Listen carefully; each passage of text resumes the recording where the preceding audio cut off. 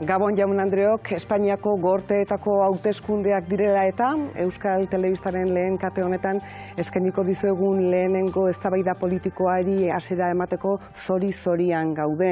Euskal Irrati Telebistako Administrazio Kontseiluaren erabakiz bat eta bakarra izango da eztabaida eta elkarrekin ahal dugu Eusko Alderdi Jeltzalea, Euskal Herria Bildu, PSE Euskadiko Ezkerra eta Partido Popularrak hartuko dute parte. Alderdi eta koalizio hauetako ordezkariak oraintxe aurkeztuko dizkizuet eta ekin egingo diogu besterik gabe. Hauteskunde debatea.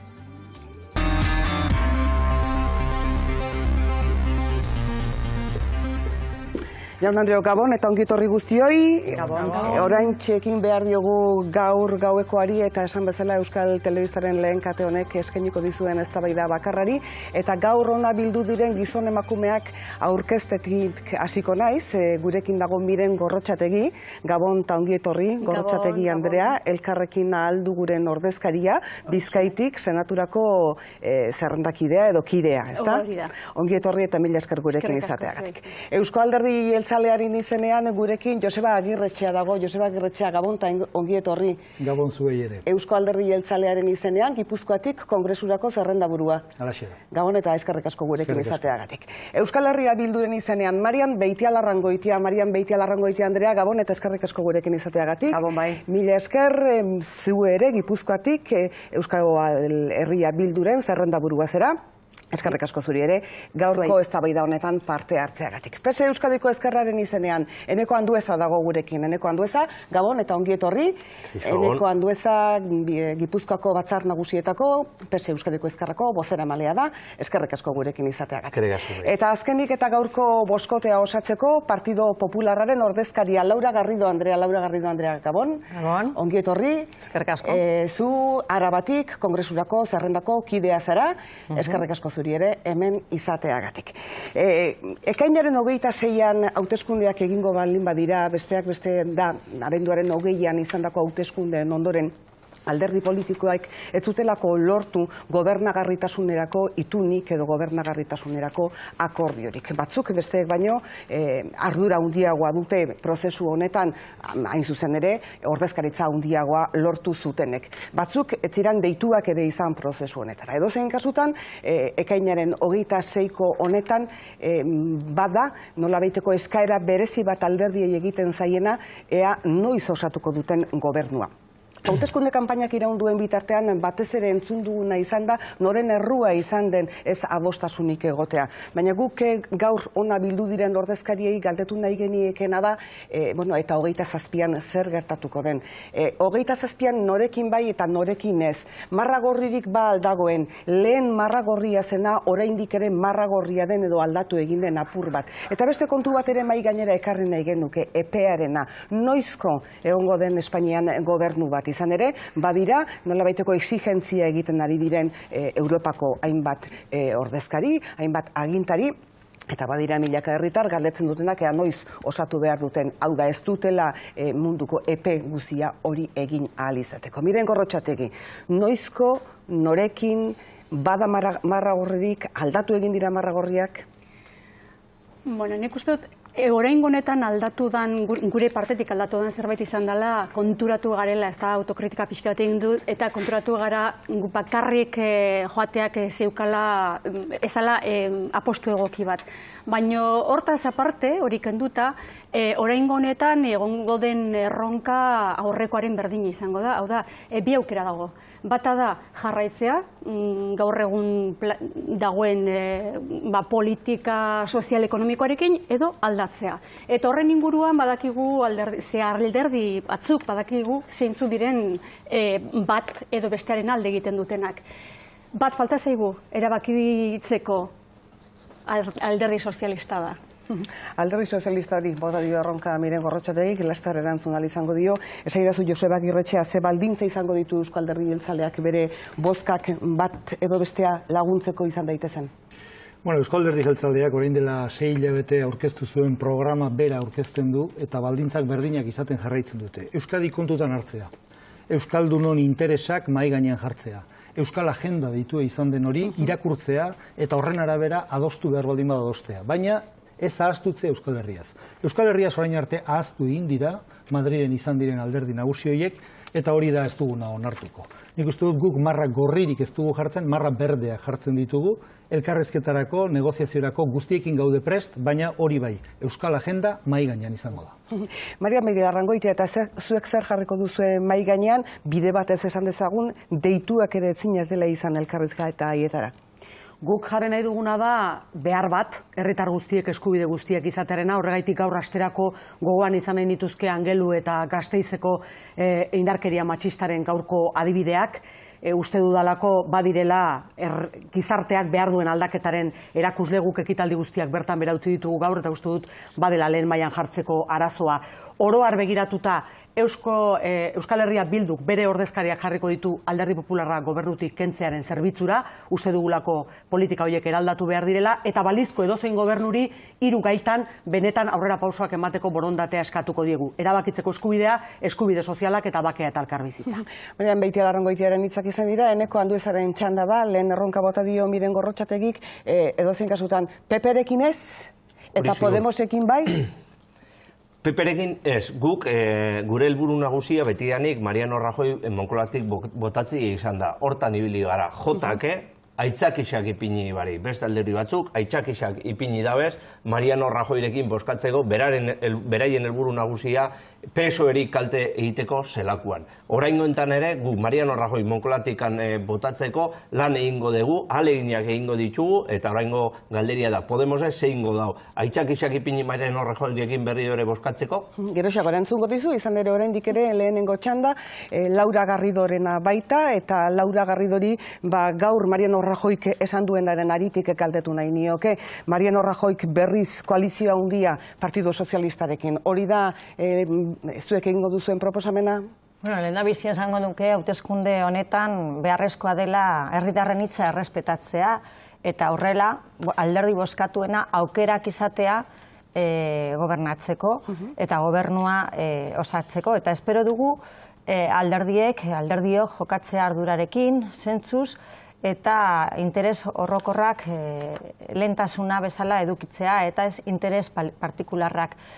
Eta adostasuna ezinbestekoa denez, Alderdi Popularrak ahaleginak egingo ditu akordioak bilatzeko, eta espero dugu orain arte dialogoa eta akordioa ukatu dutenek bere jarrera aldamenean ustea. Eta guk bultzatuko duguna da koalizio zabala bat amankomunean alderdiekin ditugun gauzekin. Badira, batzuk bestei bota dizkio zuen galderak, erantzuten hasi zaitezkete, oraintxe bertan hasita. Bai, Miren. Bai, zemate maia zure. Mariano Rajoy niri iruditzen zait pertsona simpatiko batala. Nik ulertzen ez dudana ondoegi da Mariano Rajoy gobernutik botatzea besterik gabe hori planteatzea.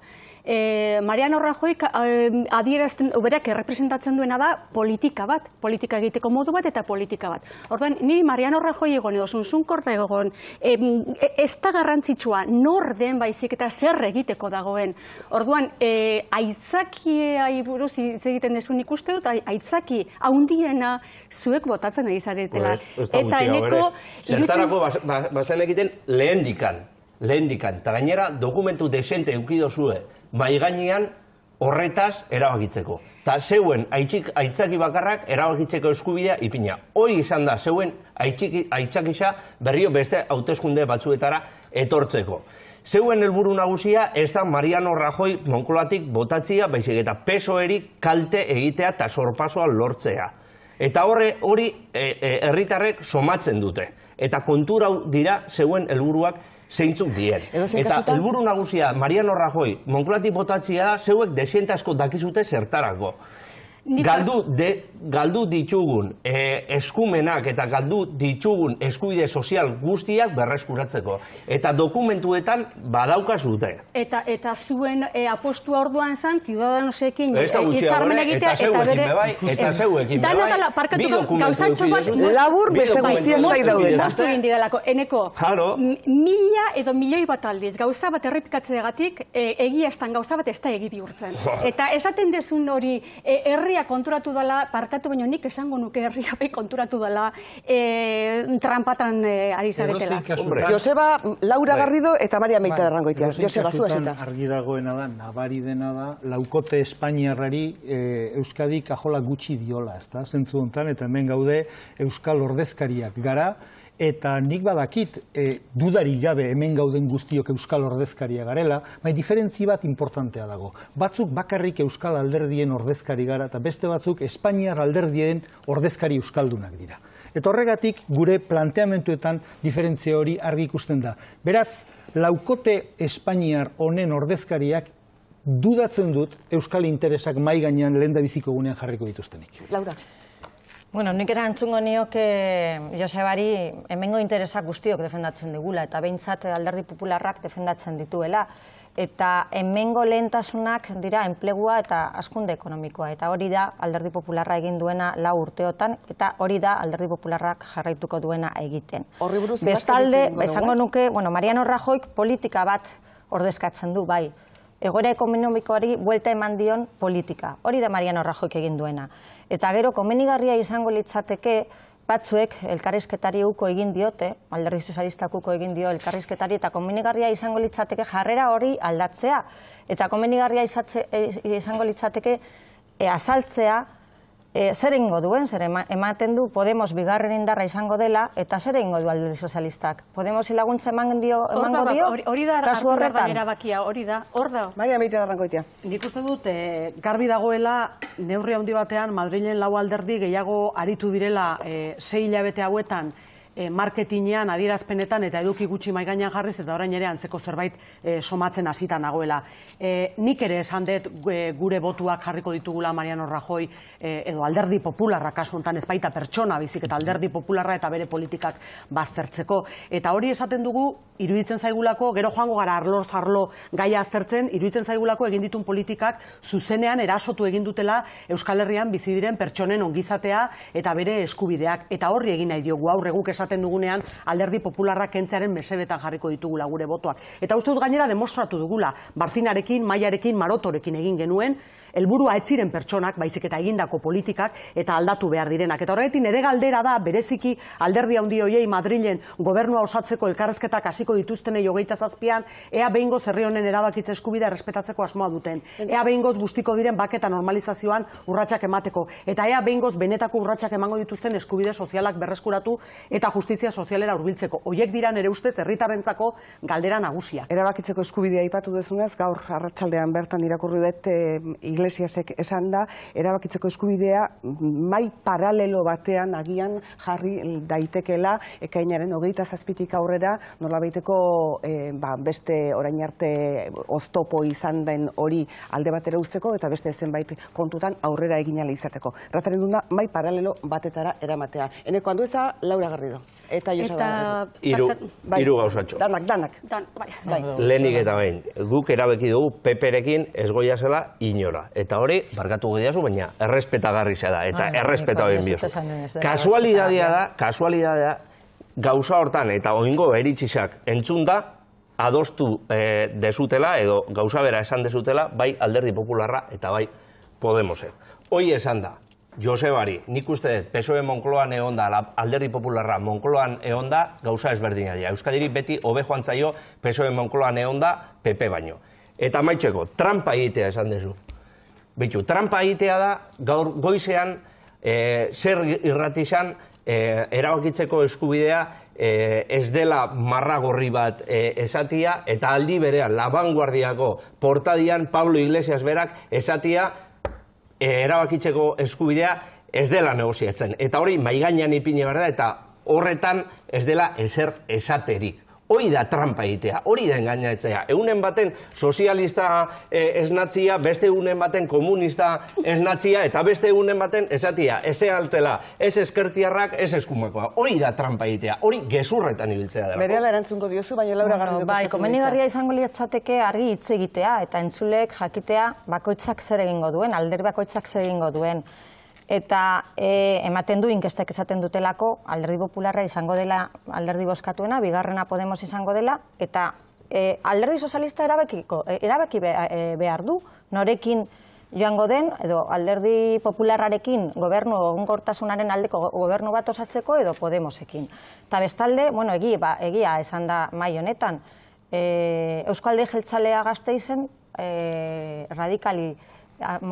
radikalismoarekin joan zen, eta horri esker hirugarren indarra da alkatetza daukan, eta horregatik urtaran dauka alkatetza Gasteizen. Orduan, Eusko Alderdi Jeltzaleak aukerak izan dituenean, argi dago, EH Bildurekin, Podemosekin, irabazirekin joan dela, Alderdi Popularra, kasu honetan Gasteizko alkatetza kentzeko. Joseba. Oso ondo deritzot, Laurak esandakoa gogoratzea, arrazoi bategatik, zeren esaten duzunean adibidez, Rajoik orain esaten duenea bakarrik zaudetelako, inork zuekin joateko modurik izan ez duelako, alderdi bozkatuena gobernatu behar duela, zeinek irabazi zituen Euskal Herriko hauteskundeak Ibarretxe lehendakariarekin, norekin joan zineten eta zein jarri zen duten lehendakari, zuen etxai porrokatuarekin joan zineten Ibarretxe lehendakariak kentzeko. Beraz, ez didazu esan, nik onartzen dut demokrazian joko guztiak lizituak direla. Zuzara esaten duena, bestera batera izan behar dela, eta ejemplu oso txarra eman zenuten. Beraz,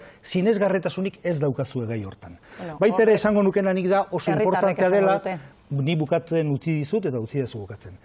Baita ere esango nuke oso importantea dela denek erakustea beraien benetako aurpegia, eta bai kasu honetan, nik miren izango nioke, aldu guren kasuak, euskal gizarteri esan behar zaioa, Euskadin esaten dutena, euskaraz esaten dutena den beraien benetako eritzia, edo gazteleraz esaten dutena den beraien beritzia, karta bialtzen duzu esanaz Espainiara etorri behar dela gazteleraz, baina etxera esaten duzu euskeraz. Hau da, definizio falta pixka bat ere badago, eta denekin ondo gehatzea oso zaila da. Eta nik uste dut hori oso importantea da, zuen kasuan, zeren nik alde batek entzute Tania Sánchez esanaz Espainiako selekzioak batzen gaitula guztiok, gero hemen entzuten dute esanaz erabakitzeko eskubidea dudarik gabe defenditu behar dela herri bagarrelako. Beraz, aklaratu daitezen pixka bat, batez ere gizartearen onurarako. Nik uste dut askori gertatzen zaigula, zalantza asko dauzkagula, estadu mailako alderdi batzuk zer eskaintzen dioten benetan Euskal Herritargoari, eta datozelako Madrilgo mezu orokor batekin ez dago zehaztua Euskal Herriko errealitateari nola erantzuten zaion, eta esaten da, gai nagusiak ekonomiari dagozkiona dira, bai, baino errealitate diferenteak dauzkagu Euskal Herrian eta estaduko beste puntu batzutan, beraz,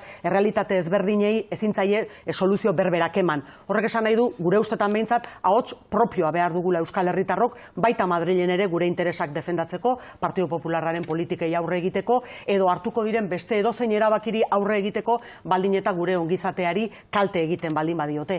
Eta Madrilen gobernua eskuratu nahi duenak, ez ditu soilik hauteskundeak irabazi behar.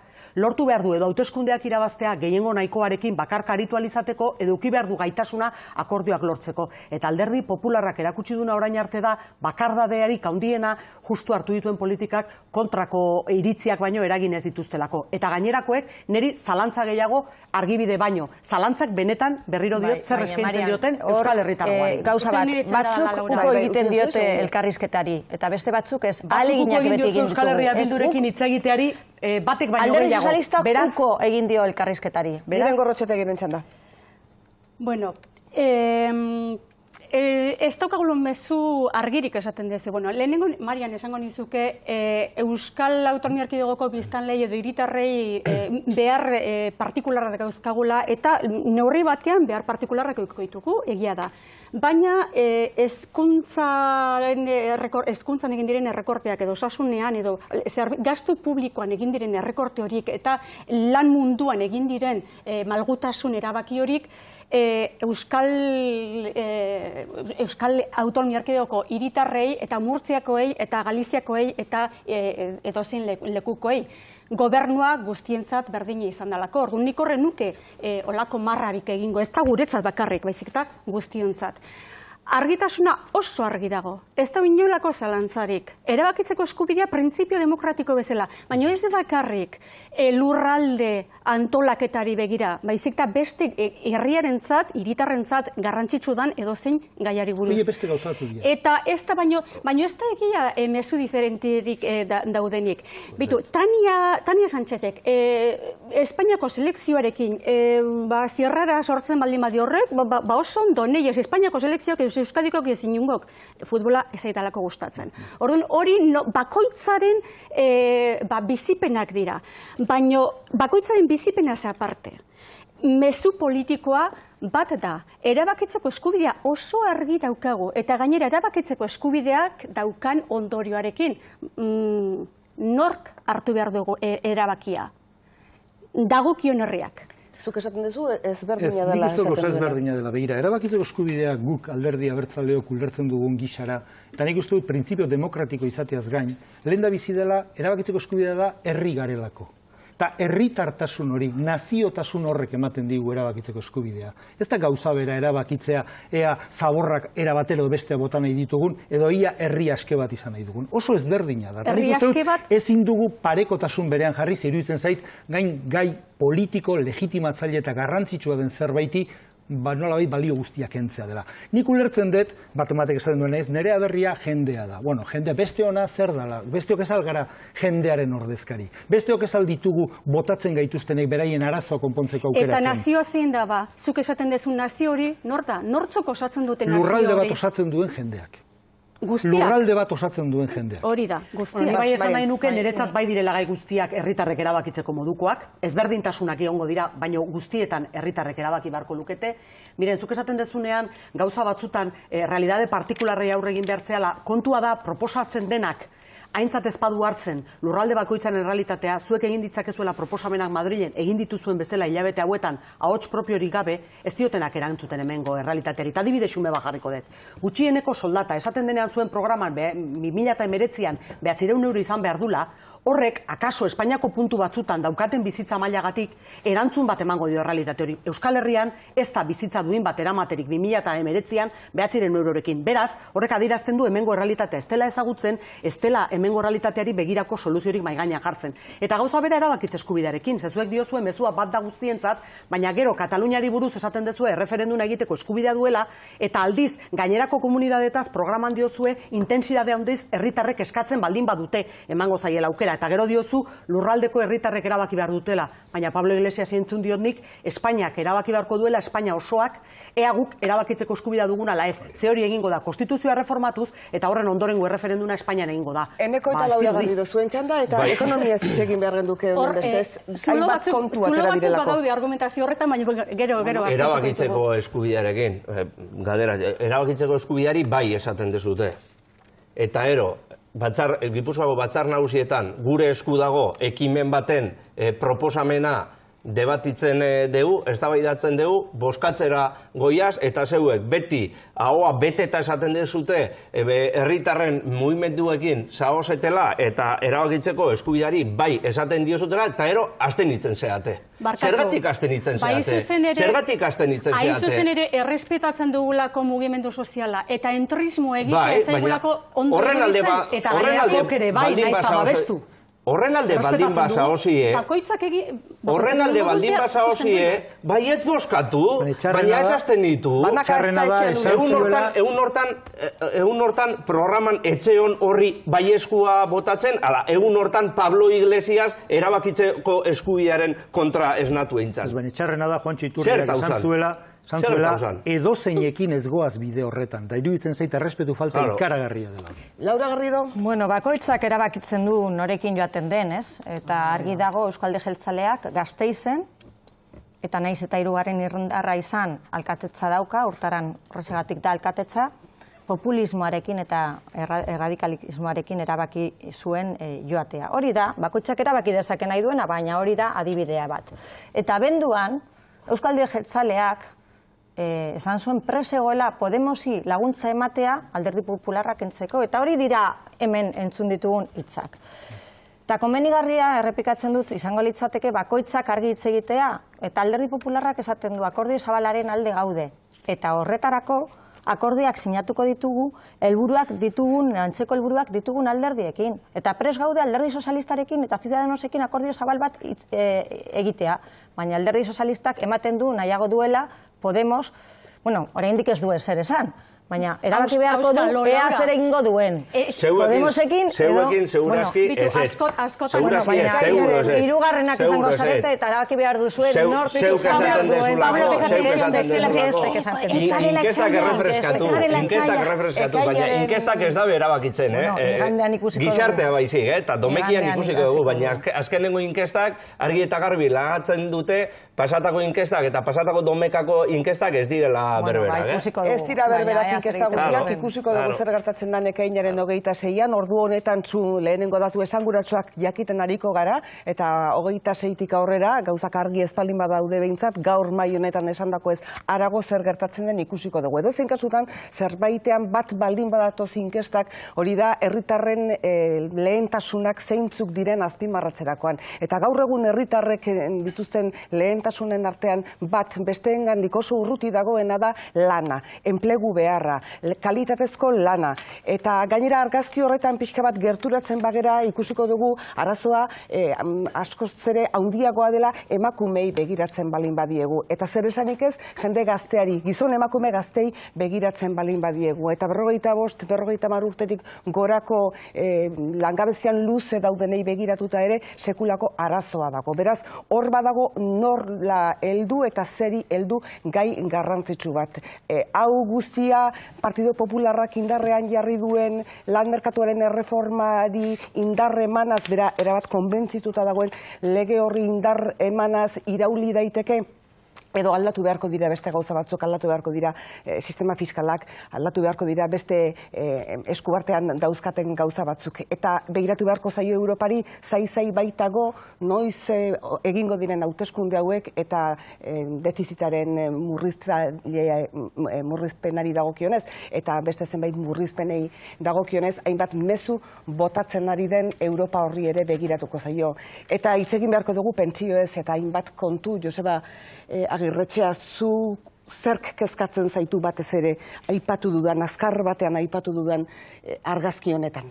Argazki benetan luzea aipatzen ere, beraz esan nahi du arazoa handia dela, eta dudarik gabe osotasunak dauka kezka. Ni osoak eskatzen dauz azken batean bata besteren ondorio baita. Eta dudarik gabe momentu honetan ekonomiaren arazoa kezkagarria da, egoera ekonomikoa oso latza da, zorionez pixka bat ateatzen ari gara, baina gaizki pasatzen ari denarentzat ez dago ateratzerik, eta horrek arazoa izaten jarraitzen du.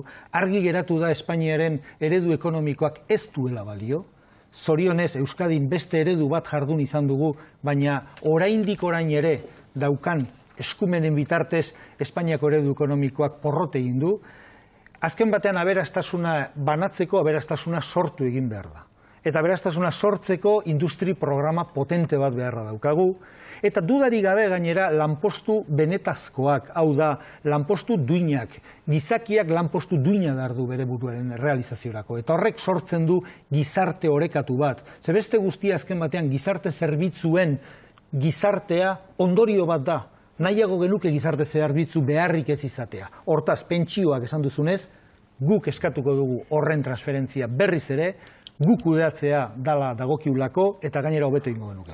Ederki, sakonduko dugu aipatu dituzun gauza horietan guztietan, saiatu zaitezte, lehenengo kolpean behintzat laburrak izanen, Mairian Beitialarrangoitia lehen, zuk nolabait iradoki dezu, ezta? Espainiarako balio zuten gauza batzuk ez dutela balio Euskal Herrirako, errezeta guztiak ez direla berdinak, ez dakit edozein kasutan nondik tira nahi diozun. Eta erabakiak hemen hartuko balira seguru asko ze hobeto izango ginatekela, zalantzarik gabe. Legarai batean lana izatea bizimodu bat eramateko bermea zen, eta gainera negoziaketa kolektiboaren bitartez langile ordezkariek hori bermatu zezaketen. Gaur-gaurkoz langabezi arazo larri bada, baina lana daukanak ere ez dauka bermatua pobrezian eroriko ez denik, pobrezia kronifikatzen ari da, beraz oso arazo larri bat daukagu. Lanean dagoenak ere prekarietatea ikaragarria duelako, lanaldi partzialak direla, gazteak kanpora joateko derrigortuta daude, naizta ikasketak egin, emakumeen egoera zer esanik ez, zalantzarik ez dago azkeneko urtetan hartu diren erabakiek zuzenean urte luzetan lortutako ongizatearen aurka egin dutela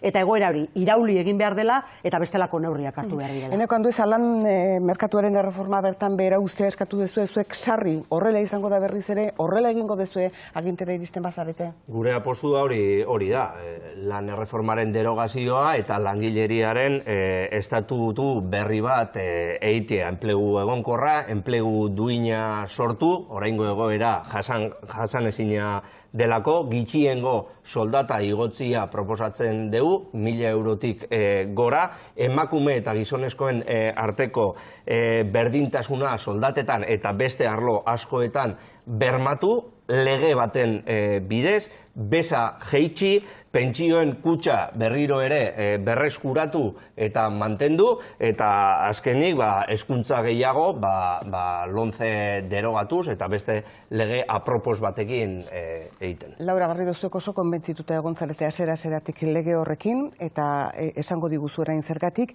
Beste kontu bat badago, entzun diogu Mariano Rajoyri esanaz murrizketarik ez dela egongo, baina ez zaigu beti mezua erabat argia geratu Espainian egin duenean edo Espainiatik kanpo egin duenean. Eta berak hauteskunde kanpaina honetan zifra bat eman du, 2 milioi lanpostu sortuko omen ditu Partido Popular. Bueno, argi dago egoera ekonomikoari buelta eman zaiola, baina oraindik gauza asko daude egiteko eta horrexegatik konfiantza eskatzen dugu Alderdi Popularrarentzat.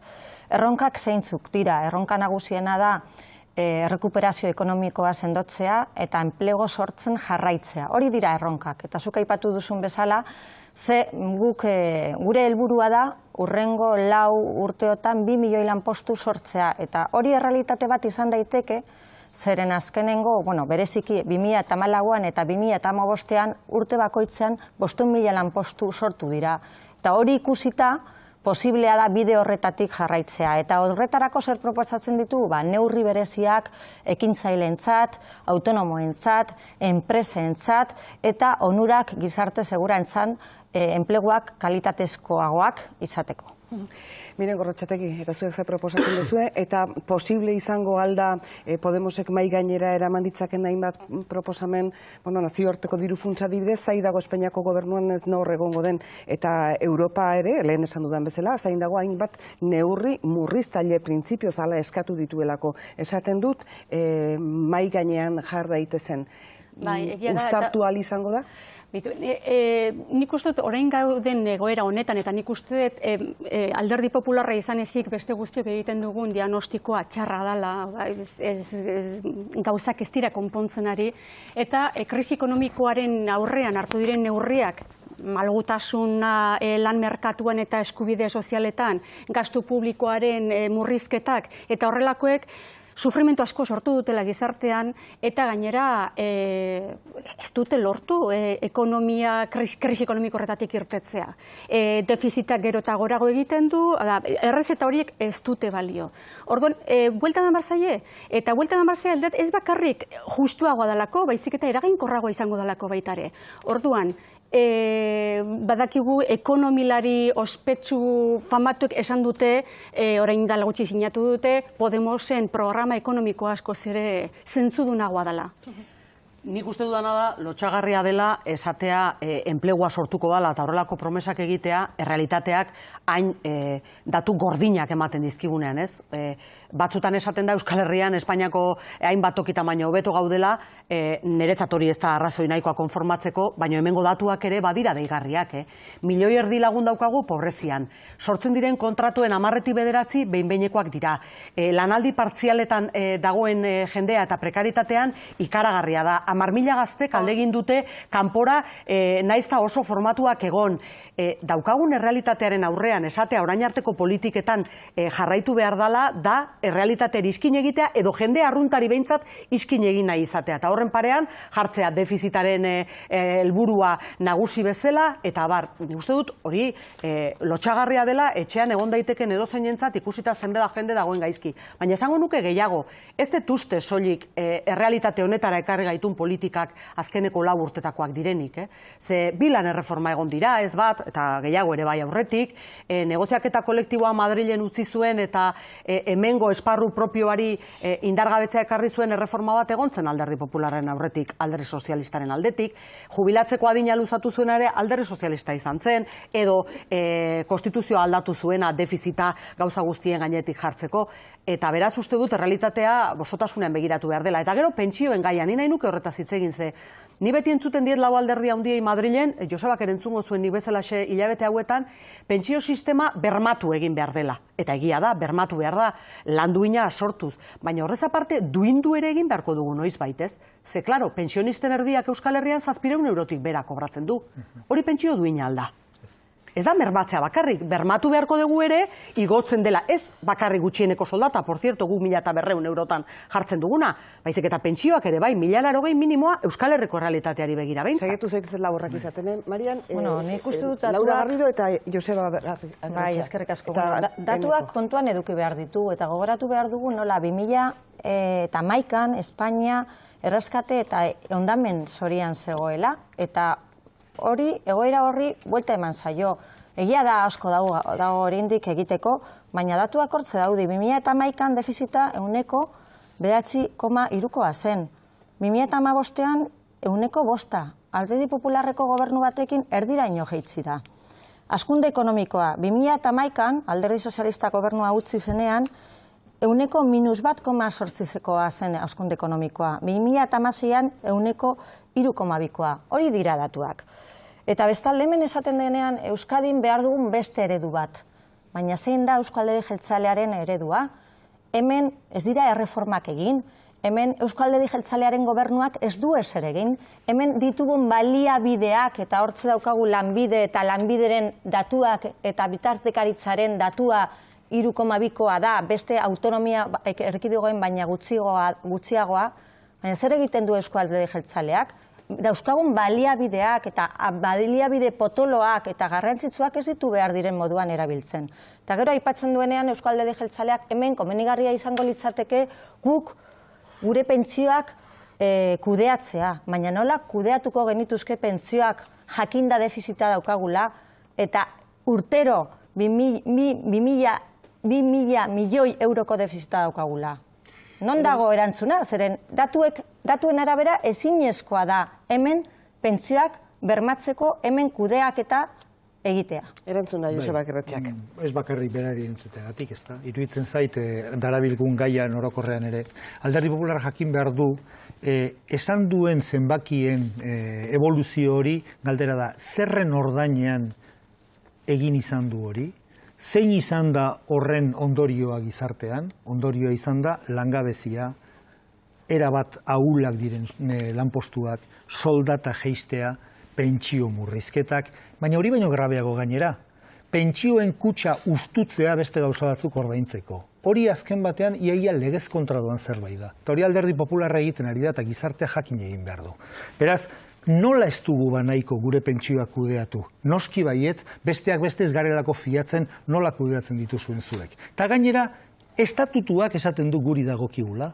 Hau da, zuek ez zarete estatutuaren defendatzailerik amorratuenak, momentu hontan, non dago orduan hori lege organiko batek esaten duen eskuduntza bat. Eta gainera, dudarik gabe guk asko sobeto bermatuagoak leudeke, besteak beste politika aktiboak egiteko gai baldin bagara, eta erakutsi baldin bada gure politika aktibo horiek egiteko, estaduko beste zenbait lekukin alderatuz asko sobeagoak direla, nola ez gara bagai izango gurea gestionatzeko dudarik gabe, eta gainera lehen bada hobeto. Eneko Andueza. Gauza asko erantzuteko. Lehenik eta behin Marianeri. Uste pixka bat ezagutzen diazula. Eta zintzo izango naiz. Eta zurekin ados nago. Konstituzioaren erreforma. Lan erreforma. Pentsioen kongelazioa. Netako sozialista moduan eta alderdi sozialistako kideen moduan erru bat izan zen. Eta aitortzen dut. Ez dakat inungo arazoik hori esateko. Erru bat izan zen. Hori esan da.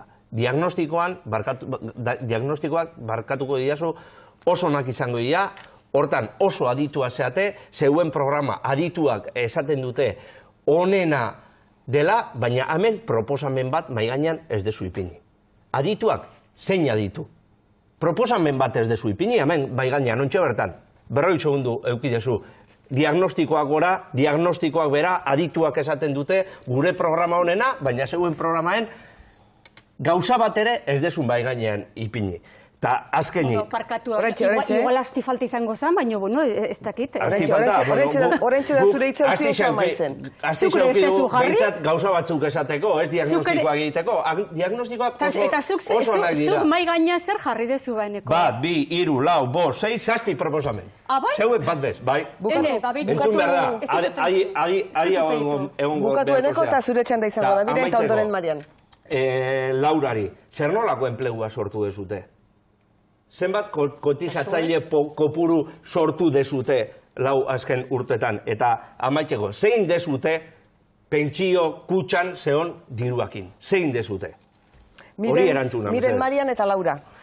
Bueno, ni pensatu da neukan lehenengo, kudeaketari buruz hitz egitea Josebari esatea, hain arro egotea bertako kudeaketaz, eta, bueno, esan hemen ere pekatutxoak badaude. Nahi dut esan, iruzur fiskalak badauka bere pisu importantea, 2000 pasatutxo milioi euro, badira, industria, bueno, baina hortxe daukagu Arcelor, Euskal Gobernuaren bete beharrak horrutzita, eta... Enpresa publikoa alda Arcelor. Ez. Orduan, ze eskatzen diozu Eusko Jaurlaritzari egin dezakeenik, eta Eusko Jaurlaritzak utzi zuenean esku pribatuetan guztiz, erabaki eta kanpoko kapitala bertan sartzen inolako kontraprestaziorik gabe? Mira, nik uste dut Arcelorren gaia hitz egin dezakegu, baina nik uste zait oso arriskutsua, Zumarragara jun, kamiseta naranja bat jarri, nik defendatuko zaitut hobekien esan langileari inolako proposamen zehatz eta benetan aurrera eraman daitekeenik emanez eta lanik gabe geratuko den jendearen sentimentuekin jolastea. Hori irresponsabilidadea iruditzen zait. Bueno, nik ez dut Arcelorri buruz gaur hitz egingo, ze uste dut badala politika industriala ez Madril ere egin behar den zerbait bakarrik, hemen ere asko dago egiteko eta segurunera asko dago mejoratzeko, segurunera ez, segurunago 75.000 lanpostu galdu direlako industrian azkeneko urtetan, baina iritsiko dira, hauteskunde autonomikoak eta izango dugu aukera hortaz hitz egiteko.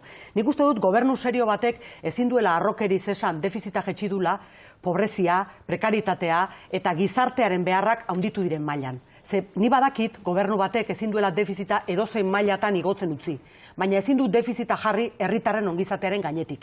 Eta hori da Partidu Popularrak egin duena Madrilen, eta hori da Euzko Alderdi Jeltzaleak egin duena Gasteizen.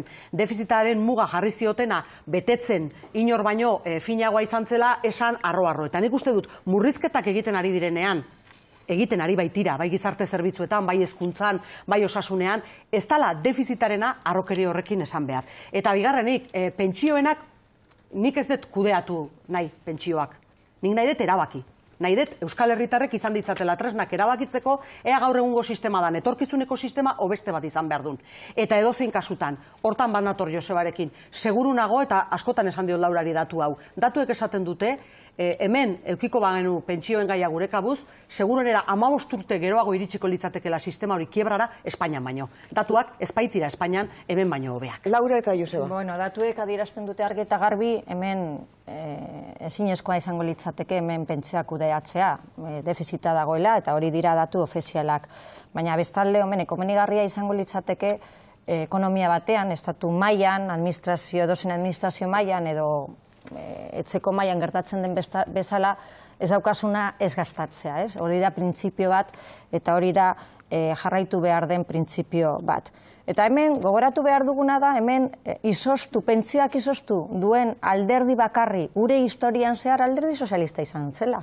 Hori da, errealitate bat. Izoztu zuen alderdi, pentsioak izoztu zuen alderdi sozialista izan zela. Eta datuekin jarraituz.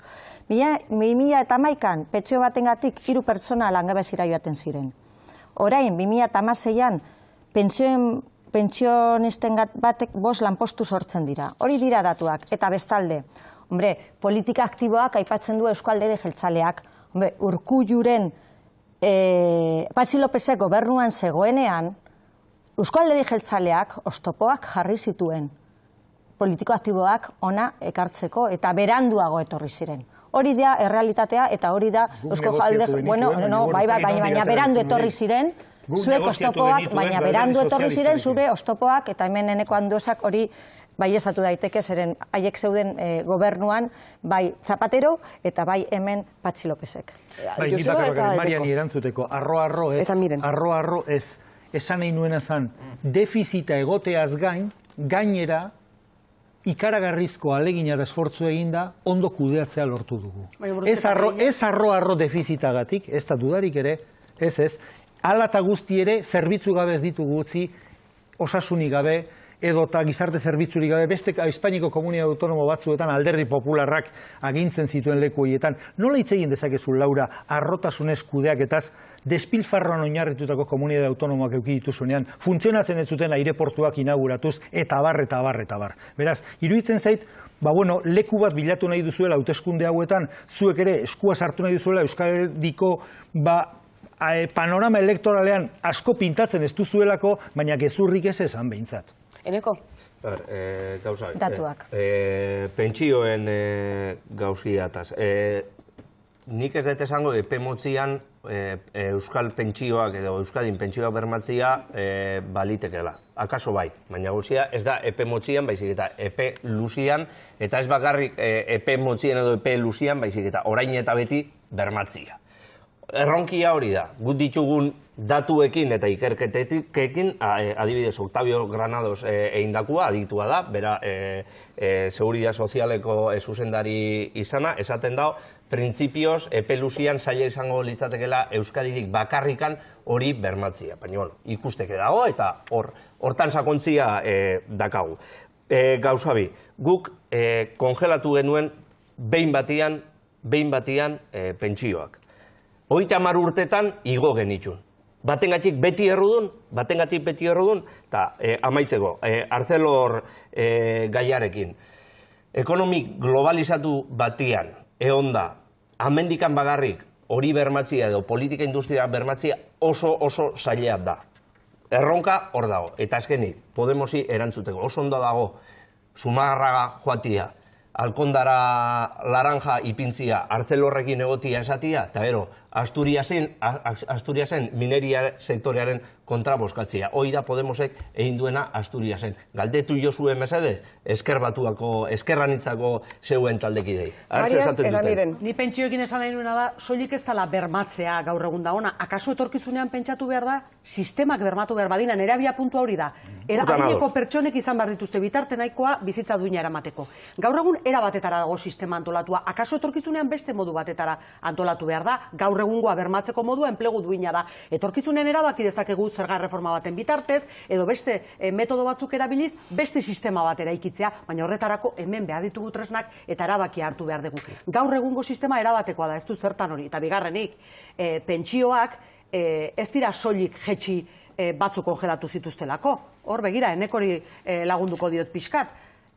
Pensioak berbalorizatzeko indizea aldatu eginda, ja ez da IPC-a, eta horrek ekarri duena da pensioak galera. Eta 125 galdu dute. Lehen PSOek hartutako neurriarekin, utzidazu bukatzen Laura, eta gero PPk egindakoarekin. Eta ez hori bakarrik, gaur egun pensionistengatik lana ez da sortzen, baina pensionistak dira beraien etxekoak, seme-alabak eta ilobak elikatzen dituztenak gainera kasu hontan. Beraz, ez ditugu pentsioak bermatzen, jetxe egiten ditugu, eta gainera pensionisten bizkar ari gara jartzen gizarte hontan eman ditugun atzera pausu askoren soluzioa. Beraz, uste dut, ez daukala Alderdi Popularrak lepoa ateratzeko motibo gehiagirik. Nire zail dago, 30 segundu utziko dizkizut, Laura. Baina, Alderdi Sozialistarekin gertatu zena ez gertatzeko, zeren lehen aldiz pentsioak izoztu ziren Alderdi Sozialista gobernu batekin, hori da errealitatea. Ez hori da errealitatea, Eneko.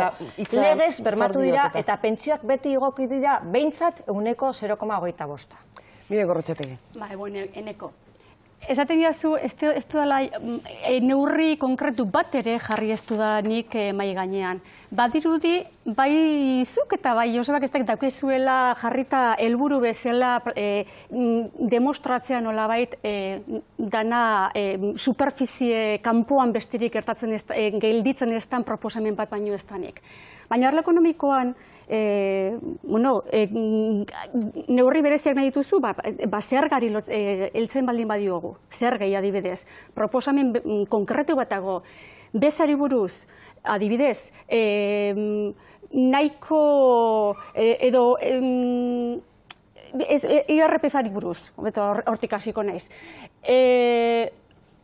Topea areago jartzea, 45-etik 55-era pasatzea. Solidaritate zerga bat ezartzea bankuei, banku nazionalizatuei. Eta, bueno, nahi dut esan, badaukagu katalogo oso politi bat, Katalogoa. Programa ez katalogoa, hoi da. Marketinga primeran etorri zaizue. Katalogoa bai. Ez dakat inolako problema. Politikan katalogoak ez dira behar. Programa baizik eta politika baizik. Nik espero dutena Ikea ez izatea Podemosen enplegu eredua. Gauza saltzea, baina hau ez da merkatua. Hau ez da merkatua. Eneko barkatu, nire momentua da. Ez dakat inolako problemarik, inolako lokutxarik, inolako arazorik esateko bai katalogo eta oso politie gainea. Eta danoi gustatu zaiena. Gauza gehiago behar dira, Noski, politika egiteko eta benetako politika egiteko. Baina nire momentua da. Irakurri dezue, beitu, esatea, eneko, eta pentsatu izatea, esatea bakarrik. Hori bai dala erantzun gabekeri bat. Esatea, 150 ekonomolari munduko famatuenak bere apostua egin dutela Podemosen programa ekonomikoaren alde, superfizien besterik gelditzen ez diren neurrietan oinarrituta zesatean idezu. Hori gezurra esatea da. 130 horrek ze pentsatzen dute Asturiasen egin dezutenarekin? Zeo zer esan dute? Joseba Agirretxeak azkeneko segunduak... Bai, nik ez daukat inungo intentziorik, inor ez da ere ridikulizatzeko esantzeko gauzarik. Bakarrik. Pentsioetaz ari gara, eta nire nuke jakin benetan Podemosek ia kutxa bakarraren aldeko apostu egiten duen, edo uste duen adibidez pentsioak euskaldunok beharko genituzkela gu gureak euki, eta tresna hori transferitu beharko litzateken edo ez. Esaten dut, zer nago alba pasan astean esaten zuen, uste duela kutxa ez litzatekela utzi behar, eta bakarra izan beharko litzatekela. Eta ezin duguna ahaztu da neurri ekonomikoak eta sari garenean, asko pasatzen zaizue, eta hori ikusi izan dugu kongresuan izan duen 6 hilabete hauetan ere bai. Helburuari ematen diozuenez importantzia, eta oso ondo iruditzen zait helburuari ematen importantzia, eta helburu batzuetan ni ere ados egon arren adibidez, ahaztu egiten duzuen marko kompetentziala. Eta fiskalidadearen kontuan ere adibidez gauza berdina. Jakin dezagun, hemen kompetentea gara, diputazioak dira rekaudatzen dutenak, gure fiskalidade propioa daukagu, ezin dugu, hau da, espainolizatu guztia. Bakoitzak bere esparrua dauka. Eta esparru horren barruan jokatu beharra daukagu, zeren bestela gertatzen da, orain gertatzen dena bezalaxe. Eredu ekonomiko hori azken batean, Espainiarako eredu ekonomiko bat eta bakarra da. Eta hori euskaldunek jakin egin behar dute. Eta oso errespetagarria iruditzen zait. Baina jakin behar da, nun dagoen bakoitzera. Lege proiektu bat... Esan nahi kritika azala, bai, oso agerian dago, baina gero horren barruan. Konkretu zer esaten dezun, lege proiektu bat aurkeztu zenuten bakarrik, 6 hilabete hauetan. 25. Bai, 25. Eta erabat gure konpetentzien inbasotzaile zen. Ez zuen errespetatu gure markoa. Orduan, behar bada erabakitzeko eskubidea defendatuko duzu, baina gure marko kompetentziala inundik inora ez. 20 segundu. Bueno, beitu, 25. legea, alde batetik hori prozesu legegileak bestio zertarako balio baldin badu da hobetzeko eta akats asko edukizitzaken. Baina, solidaridadean eta justizia sozialean oinarritzen dan lege bati buruzko kritika zorrotzena, irutzen baldin bazatzu dela, eskuduntza arloa azkenengo muturreraino. Orduan miren, borduan denok Espainia, jazta, esan diazu. Funtsean lege horrek esaten zuen, oinarrizko soldata bermatu behar dela eta 600 eurokoa izan behar duela. Euskal Autonomia Erkidegoan daukagun kompetentziekin hortik gora gaudenean. Zesaten naizea, Alemania okerrago bizi behar deula. Gauza bada, helburuetan ados egotea, eta neurriak egingarriak izan behar dute, eta realitatea ezagutu behar dute. Eta zertarako dago prozesu legegilea? Ez bada gauza guzti horiek... Baina proposamenak egiten dituenak Euskal Herriko realitatea ez badu aintzat hartzen, eta Podemosen barruan ez badago Euskaldunen ahots propiorik, nik kezkatu egiten hau, barkatu, miren. Naiz eta gero besteok mejoratu ditzakegun gauzak. Hizketaldi honetan, behin eta berriz mai gainera iristen ari dena da, kompetentziak norenak izan beharko luketen, gauza batzuk aurrera atera alizateko, proposamen batzuk guztia espainolizatu ote dezaketen, hemen esan den hitza delako jartzen dut berriz ere mai gainean, eta erabakiguneak nun dauden, nun egon behar luketen, nork erabaki behar luken. Hori dela eta, Marian Beitila Arrangoitia, zuek Euskal Herriarentzat badakigu zer aldarrikatzen duzuen, eta nolako Espainia behar dezue aurrez aurre zuen aldarrikapena gauzatu ahal izateko? Euskal Herriak bere etorkizuna erabakitzeko eskubidea duela aintzat hartuko duena. Batzuk uste dutu hori praktikara eramateko modua dela, beraiek Madrilgo gobernuan jartzea eta gure ustez hori kea saltzea da. Beste batzuk uste dute Madrilekin berdineti berdinera akordio bat lortu daitekela. Orain artean behintzat Madrilek ez du horretarako borondaterik izan. Gu prest geundeke berriro ere Madrilera horrelako hemen adostutako eskaintza batekin joateko, baina uste dugu berriro ere atea itxiko baligute gure bide propioa egiteko bidea zein den erabaki beharko genukela guztien artean. Egia da erabakitze eskubidea defendatzen dutela batzuk hitzez, baina gero hori gauzatzerakoan ez digutela formula egingarririk jartzen eta jartzen dituzten formula horiek dia antzuak eta gaina espainolen bizkar jartzen dute. Eneko handu eza federalismoa? Betiko moduan, guk hori beti defendatu dugu eta horren alde gaoz. Argi eta garbi daukagu, ontxe bertan Espainian arazo batzuk ditugula. Adibidez, Katalunian, Euskadin, Galizian eta beste leku batzuetan ere sortu daitezke. Gure apostua ez da erabakitzeko eskubidea, oingo konstituzioan ez delako hori bermatzen. Pasagera, konstituzio gazteenetik zaharrenera. Eta gure estatutua eta gure eskumenak ere bermatzeko daoz. Ondino, falta dira. Gure apostua da falta diren eskumenak Euskadira ekartzia eta elkarrizketaren bidez, pixkanaka eta guztion artean bide hori egitea konstituzioa aldatzeko eta ontxe bertan Katalunian, Euskadin eta beste leku batzuetan dakagun arazoak konpontzen. Laura Garrido, danak berdin jarraitu behar du? Hau da, eredudik egokiena. Gauzak alda daitezke, noski baietz, beste autonomia erkidegoek bere estatutuak aldatu dituzte, baina dagokion prozedura eta adostasuna errespetatzen. Gu autogobernuaren sakontzearen alde gaude, baina beti biztanleen bizikalitatea hobetzen bada, ez interes partidistak asetzeko. Eta gero erabakitzare edo estatus berriaren edo erabakitzeko eskubidari buruz hitz egiten denean, independentzari buruz hitz egiten denean, esan behar du argi eta garbi Euskobarometroa ikusita gero eta jarraitzale gutxiako duela.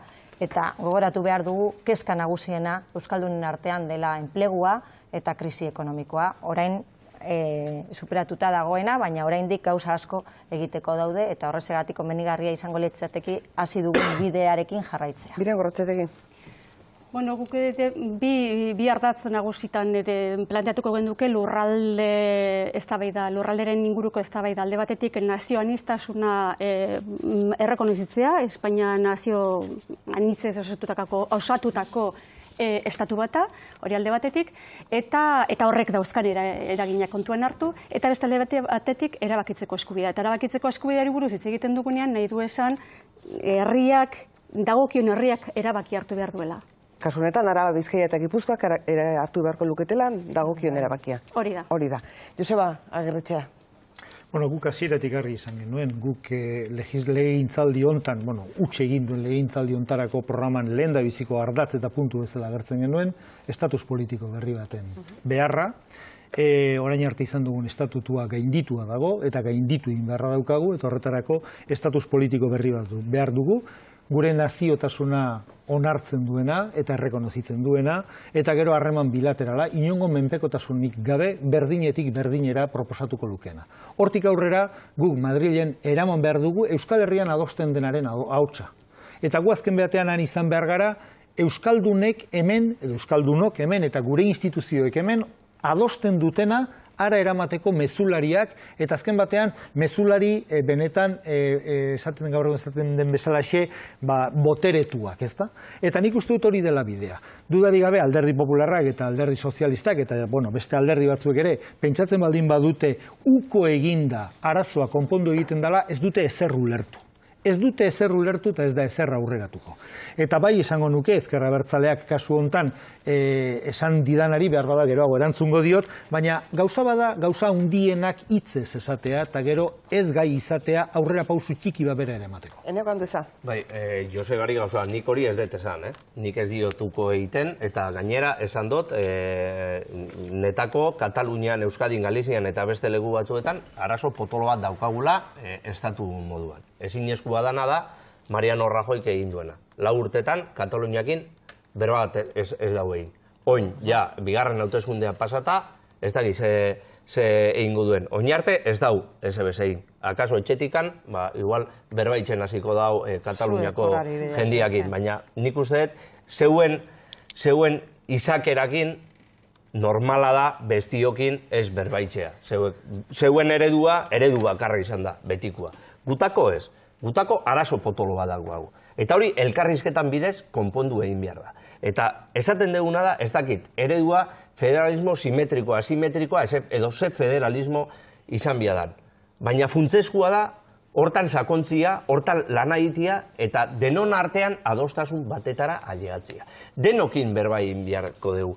Zeuek bildukin, gurekin, guk bildukin, Podemosekin, PNV-ekin, eta danokin. Estatua daol moduan ezin laike zehitzu. Arazo potolo bat dugulako. Eta eredu hori aldatzeko konstituzioa aldatu egin behar da. Konstituzioa izugarri zahartu egin da.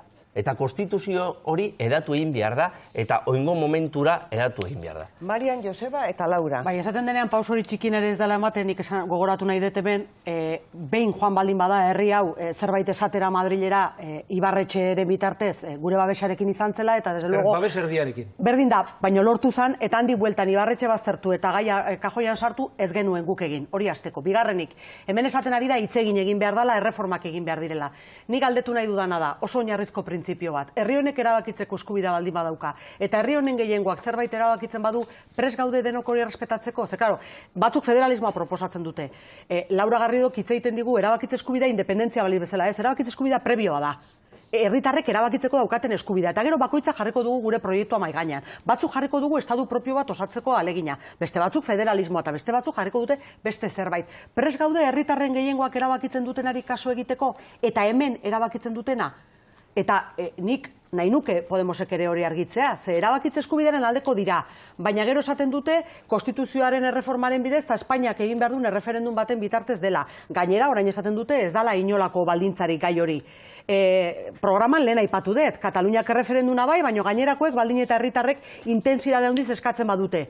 Ez dakit oso ondo nola gauzatzen den erabakitze eskubidea, ze eskubidea baldin bada gauzagarria izan behar du. Bestela ez da eskubidea, izango da aldarrikapena, desioa, nahi du hitza erabili, baina eskubidea izatekotan gauzatu behar da, eta horretarako bideak behar dira. Zein da proposatzen duzuten bideak hori praktikaren Orain emateko? erantzuko dizu, aurretik daude Joseba eta Laura, eta Joseba. Bai, ez nik esan egin duen ezan pixka bat sakonduz lehengoan, ez da dudari gabe erabakitzeko eskubidearen defentsa eta sinesmena alderdiak gureak argi dauka, herri bat garelako eta herri izakeran gure etorkizunak guk erabakitzeko eskubidea dudari gabe daukagulako. Zentzu horretan Eusko Alderdi Jeltzaleak urte asko daramatza herri hau eraikitzen eta herri honen herrigintzan, ezta? Eta horregatik ez dugune inoiz egingo da irterari gabeko bide batetara eraman herria. Ez dugu orain arte inoiz egin eta ez dugu egingo. Eta emango ditugu eman beharreko pausu guztiak, baina beti ere aurrera doazen pausuak. Inoiz ere ez azken helmuga lortu nahi dela ahots altuagoz esateagatik zulora bota. Eta horrekin ez dut esan nahi zein den zuloa, esan nahi dudana da egin beharrekoa egin beharko dugula. Adostuz eta pausorik pauso. Zeren 30 urte herrigintzan gabiltzanok, zain egon behar izan dugu, beste batzuk, beste zerbaitetan aritu izan dira urte hauetan, eta orain etorri dira prisak. Bueno, nik uste dut gauzak patxadaz eta behar diren bezala, baina atzera pausu bat bera ere. Laura Garrido. Bueno, harrituta geratu nahi zeneko entzundanean, zeren esaten du akordiotara heldu behar garela, hemen gauden guztiok, baina debate honen hasieran esan duzu Alderdi Popularrarekin ezer. Ematen du, Podemos emango diozu laguntza, zeren azkenean, baina zuek erabaki beharko duzue, eta bi aukera daukazue, edo Alderdi Popularra laguntza ematea gobernu egonkor bat osatzeko edo Podemosi. Eta hori da daukazuen dilema.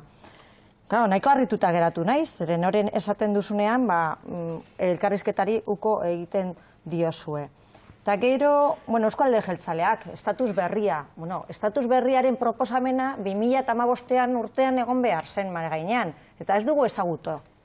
Bueltaka emagon zarete, bueltaka, bai, azkenean independentzia da, baina orain ematen du, ez aizuela komeni hori erakustea eta bueltaka zabiltzate. Eta gero, utziko didazu mesedez, gutxi dizut, arazoak, zeintzuk dira Euskal Herriko gizartearen, Euskaldunen benetazko arazoak? Zeren inkestek esaten dute independentzia ez dela, erabakitzeko eskubidea ez dela. Dira enplegua eta ekonomia, repasatu Zeinek esan du hori arazo bat utziko dela. didazu mesedez, errespetu pizka bat, ipini urdurik. Eta gero, erabakitzeko eskubideari buruz hitz egiten dugunean, noraino eramaten dugu erabakitzeko eskubidea.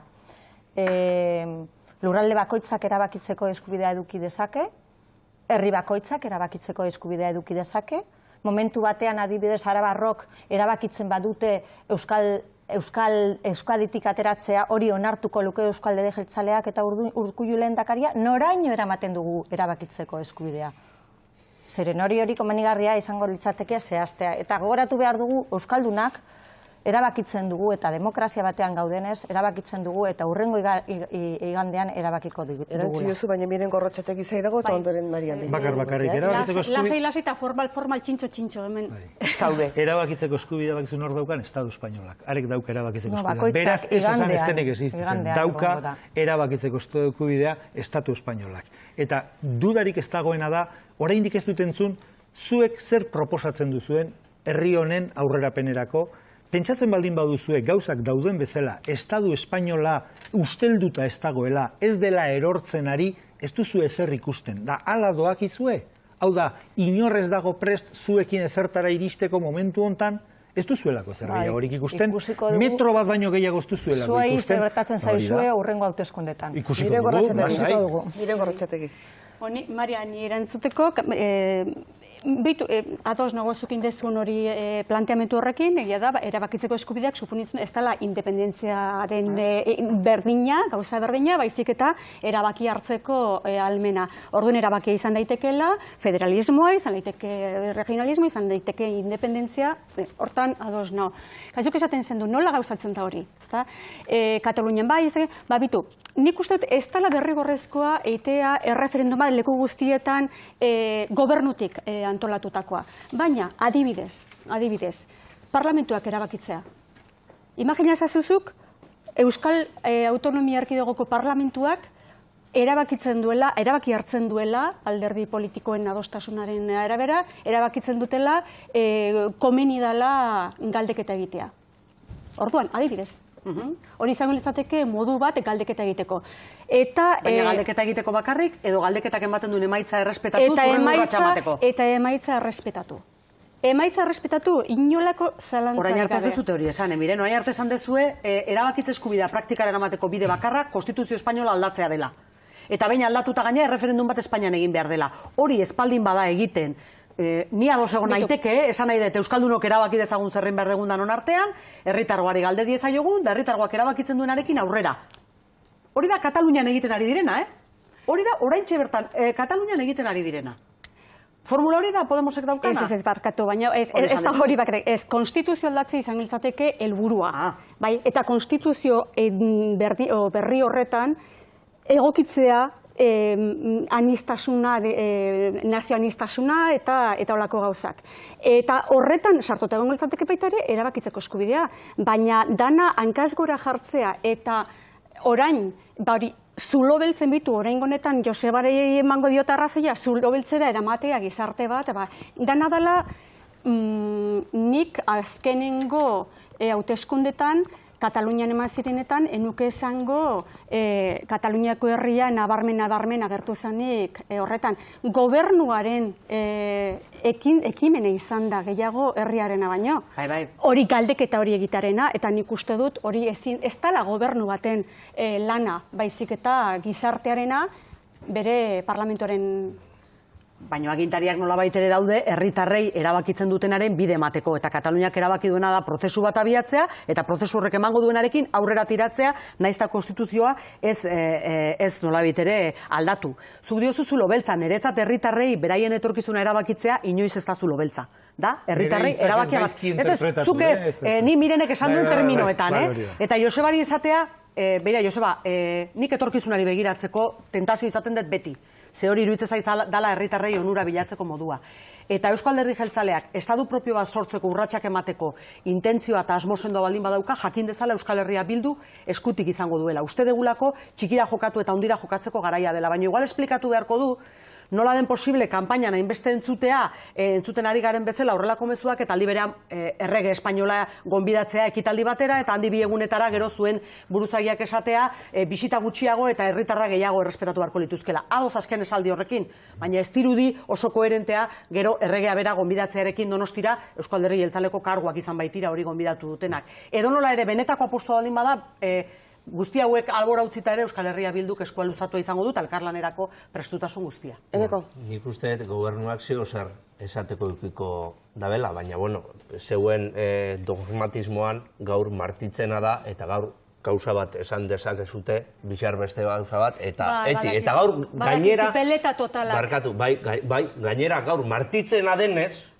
zerren, erabakitzeko eskubidearen kontra zaozetela edo behintzat horri uko egiten dezutela esan dezakezute eta labanguardian erabakitzeko eskubidearen alde oso zaozetela esan dezakezute. Gaur martitzena delako. Baina gauzia ez da holan.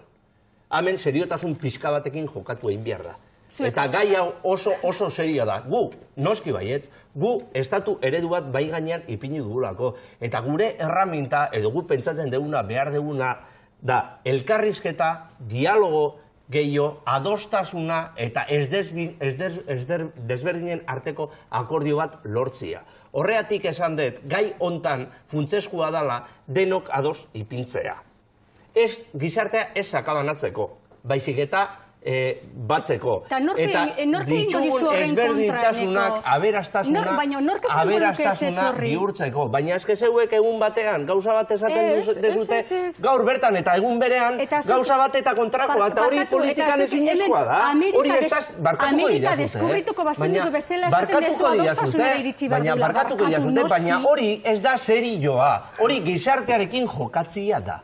Gizartearekin jokatzia da. Eta iruzur politikoa, iruzur elektorala egitea da. Eta hori, katalogo batean ipintzea oso politia izango da. Baina gero, errealitate gordin bat daukagu. Eta errealitate gordin hori, Euskadin, Katalunian, Galizian eta beste leku batzuetan arazo oso potolo bat daukagula. Eta horri aurre egin behar diogu, seriotasunez,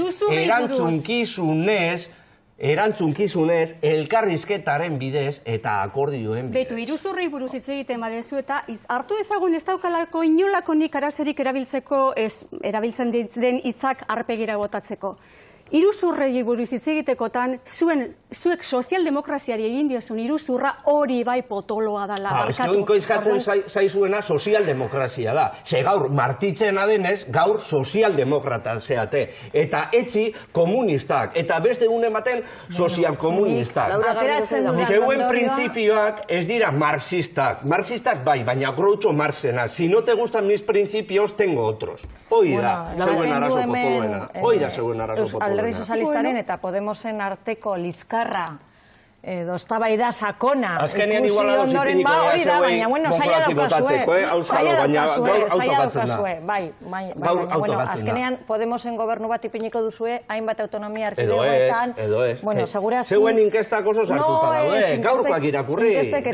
Hori da, kalera ateratzea eta jakitea, bueno, hemen badakigu zintzuk diren aukera. Bai, elkarrizketa beti, bai, baina batzuk uko egiten diozue elkarrizketari, Alderdi Popularrak beti dago pres, eta Espainiako gobernua pres egon da beti elkarrizketara eta adostasunera heltzeko, baina hemen beste gauza bat da, desafio bat ipintzen denean mai gainean, hori komenigarria izango litzateke jarrera batzuk aldatzea, eta komenigarria izango litzateke Alderdi Sozialistaren eta bereziki Pedro Sánchezen jarrera aldatzea adostasunera heltzeko. Katalunia aipatu dugu sarri, eta Katalunia aipatu dugunez informazio gizara bakarrik esango dizuet, hautsak nahikoa arrotuta daudela bertan, eta gobernuak Eskerra Republikanak, CDC-ek, KUP-ek eta Enkomu Podemek Espainiako Barne Ministroaren dimisiba eskatu dutela, ustezko entzuketa batzuetan hainbat jarrera eta iruzur kasuak aurkitu nahi izateagatik. Laura Garridozuk bazenekien hori. Baina ez dut ulertzen horrelako gai bat ateratzea debate batean eta zuk ateratzea, ez dut ulertzen. Baina, bueno, ez dut komentariorik egin doz, eren ez dut ulertzen baina, beste gauza batzuk saretan daude eta ez duzu atera. Konforme jarraitu egingo dugu aurrera, Gai honetan jarraitu behar dugu edo? Ez, aurrera jarraituko genduke, iruditzen baldin bazaizue, badirelako beste zenbait kontu hezkuntza bezalakoak edo berdintasunaren ingurukoak bezalakoak, azpimarragarriak iruditzen zaizkidanak, askotan aipatzen dute herritarrek eta aipatzen zaie herritarrei Espainian beharko litzatekeela gobernu bat izan edo bestea izan, gobernuen gaindiko hezkuntza lege bat eta ez aldiro aldatuko litzatekeen hezkuntza lege bat. Hori sarritan aipatzen den kontu bat da, baino gero gertatzen da gobernu bat iritsi eta bestea iritsi lege berriak osatzen direla. Hezkuntza gai oinarrizkoa da, herri baten garapenerako, eta horrekin lotuta egon daitezke bai ikerketa, bai garapena, eta baita herri baten aberastasuna finkatu dezaketen kontuak. Badira, gizarte gai hauetan ere, pertsonen askatasunak murriztu ditzaketen zenbait kontu, eta horrela bizkarreratu izan zaio Partido Popularrari, adibidez herritarren segurtasunerako legea indarrean jarri duenean. Eta bada kontu bat, gaurko saioa hasi dugunean aipatu dena, eta da berdintasuna, oinarrizko kontu bat dena, gizon eta emakumeen arteko berdintasuna, eta gizon eta emakumeen arteko berdintasuna muturrera eraman da, askotan violentzia kasuekin topatzen dena, eta baita heriotzeraino iristen den violentzia kasuekin topatzen dena. Euskal Herrian gaur izandako hainbat gertakari horren lekuko dira. Edo zein kasutan, hortara iritsi gabe ere, badira hain zuzen ere, oinarrian aldatu beharreko zenbait kontueneko. Andueza, gustatuko litzaidake gai honi, besterik ez baldin bada, tarte honen lehenengo minutuak eskaintzea? Lehenik eta behin, eta gaurkoa eta egun askokoak ikusitza, guetako funtsezkoa da, beharrezkoa lehen indarkeri matxistaren aurkako estatu itun serio bat sinatzea. Beharrezkoa da, eta gaur pixar baino hobe. Horretaz aparte, hori gai potolo eta izugarri eskatzen gaituena da. Baina horretaz aparte, dependentzi legea berreskuratu behar da. Abortuaren legea berreskuratu behar da, emakumeen eskubideak behar bezala bermatzeko. Eta beste arlo batean, hezkuntza arloan, ados nago lomce derogatu behar dela, eta behin betiko epe luzerako lege bat adostu behar degula. Bai, Laura Garrido, zer ditzen da? Bai, alde batetik emakumeren aurkako bortxakeriari aurre egiteko laguntzak eman behar ditugu eta egia da itunak sinatu behar ditugula. Bestalde, hezkuntza. Hezkuntza oso importantea da gizarte batean, gizarteak lehiakorrak izateko, eta hor lanbide heziketa bultzatu behar da, hainbat kontu bultzatu behar da, hezkuntza hobetzeko eta azkenean gizartea lehiakorra izateko. Eta gizarte politikak aipatzen ditugunean, Alderdi Popularrarentzat politika sozialero hoberena enplegua sortzea da. Enpleguak sortzen badira, lanpostu gehiago egongo dira, kotizazio gehiago egongo dira, eta horrela ongizate sistema eta zerbitzu publikoak hobetu daitezkelako, eta horrela ere pentsioak bermatu daitezkelako. Eta hori da bidea, enplegua sortzea, eta alde neurrean, noski baietz, kalitatezko enplegua sortzea, eta horretan arituko da Alderdi Popularrean, azkenengo urteetan aritu den bezala. Abia puntuan enplegua jarri, eta horrela osatuko zenuketen. Hori izango litzateke. Zikloa, Miren Gorrotxategi. Nik ere lehenengo hitzak emango nituzke emakumezkoen kontrako bortxaketari kaso egiteko. Eta honetan nik uste dute legea aldatu egin behar dela, eta besteak beste aldatu behar den gauza bata bortizkeri matxistaren kontzeptua bera, eta horrela litzateke gertatuko Gaur Erkorekak egin duen hankasartze hori. Esan duenean, ez dela bortizkeri matxistaren kaso bat, ez egoelako lotura afektibo bat biktima eta erasotzaileen artean. Eta kasu honetan, biktima emakumea izategatiko biktima bata, eta hori genero indarkeria da beste hitzik gabe. Orduan, legea aldatu egin beharko litzateke, babes gehiago eskaintzeko, eta beste gauza batzuen artean kontzeptua bera ere ondo sendotzeko. Zera... Nik tarte osoa gai hori Joseba da, bai. Bai, nik bi apunte lehen da bizi, gure doluminik sentikorrenak dudarik gabe gaur Gasteizen gertatutakoagatik. Erkorekak esan duena legea eskuan hartuta esan du, hau da, legeak dio hori zer den indarkeri matxistaren ondorioko delitua eta zer ez den, besterik ez. Debatitu dezakegu, zer izan behar duen edo ez duen izan behar. Edozein kasutan ere arazo haundi bada, arazo larri bada, toen aurrean ez dakit ituna den beharrezkoa, baina bai politika aktiboak. Dudarik gabe denon arteko politikak da benetan legea aurrera eraman egin beharrekoak eginda. Hezkuntza zalantzari gabe, ez da bakarrik lomceren kasua, lomce bai lomce ez dudarik gabe.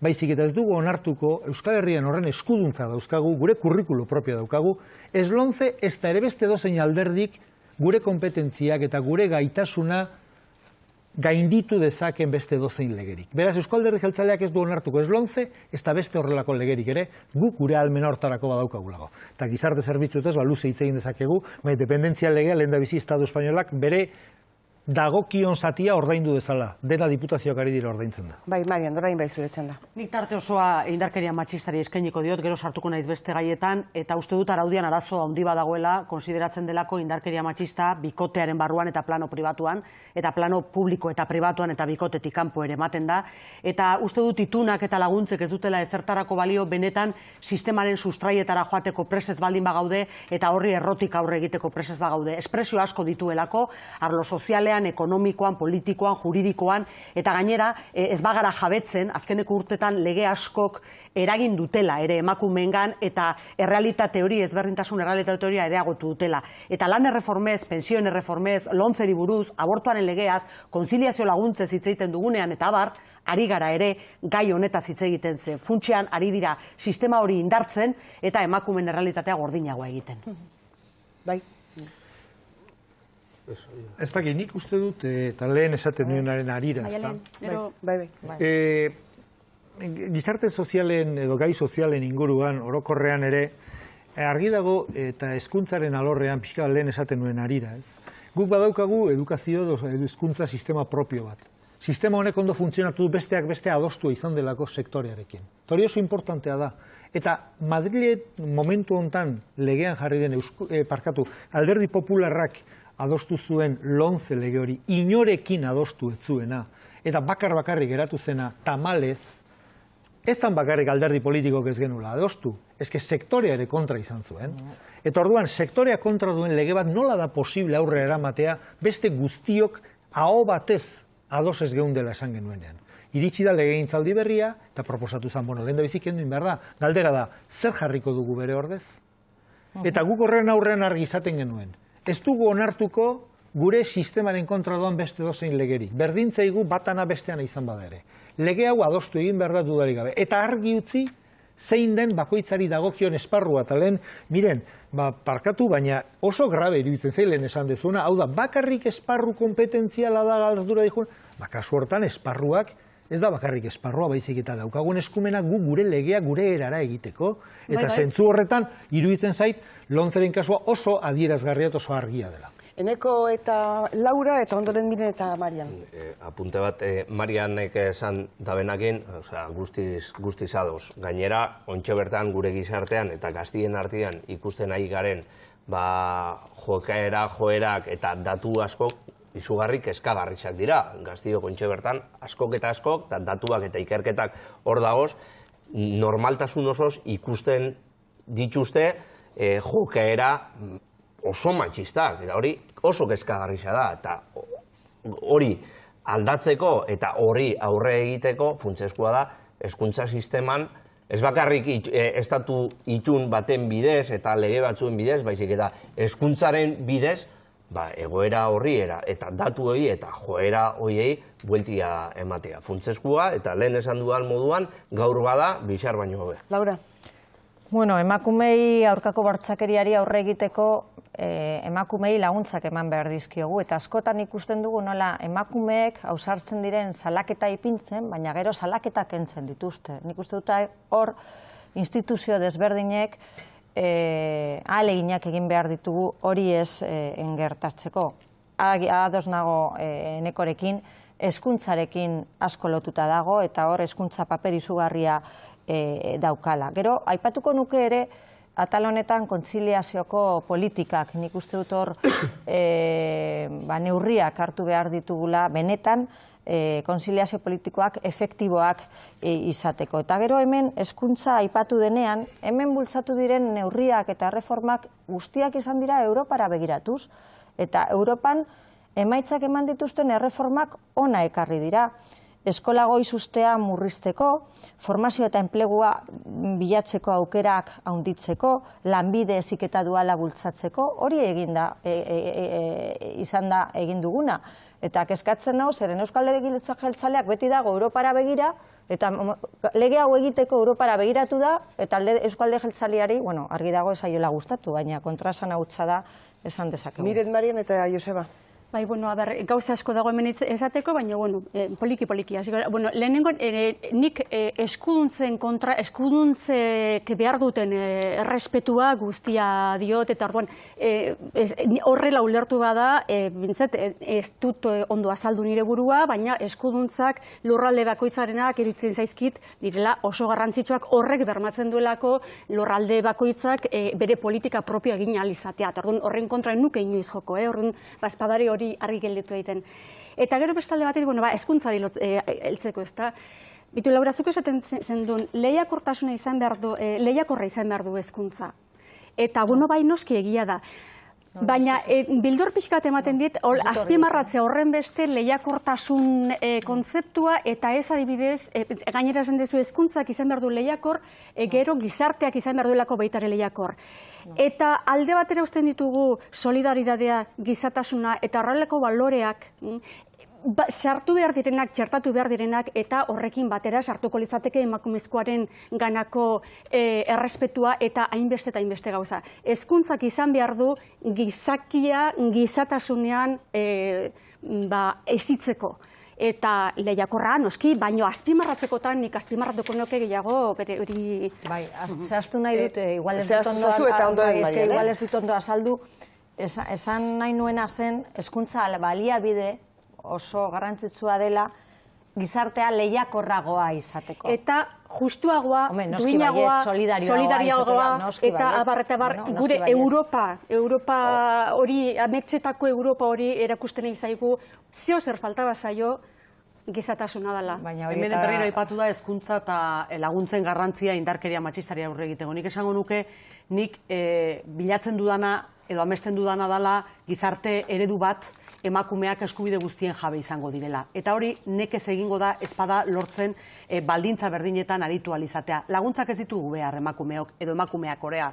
Behar dutena da lan erreformek ez ekartzea beraientzat prekarizazioa eta lan partzialak. Behar dutena da pentsioek ez ekartzea alargun eta adineko emakumeak miserian bizitzea. Behar dutena da emakumeek bere gorputzari buruz erabaki alizatea eta ez abortuaren legeak egiten diena. Behar dutena da kontziliazioetan murrizketarik ez ematea. Bueltan, behar dana da gizartearen sistema berpentsatzea. Ze gaur egun ekonomian bakarrik hartzen aintzat alde produktiboa eta gizartearen ongizaterako hain garrantzitsua den zaintza eta gehienetan emakumeen bizkar geratzen den hori, ez denez kontemplatzen, ez denez aintzat hartzen, bazkenean beti galtzen emakumeak geratzen dira. Eta horri heltzen ez pasaio, laguntzek, hezkuntzak soilik ez dute zer lortuko. Eta gero lontzeri buruz orain arte ez dudalako ezer esan, bi kontutxo bakarrik.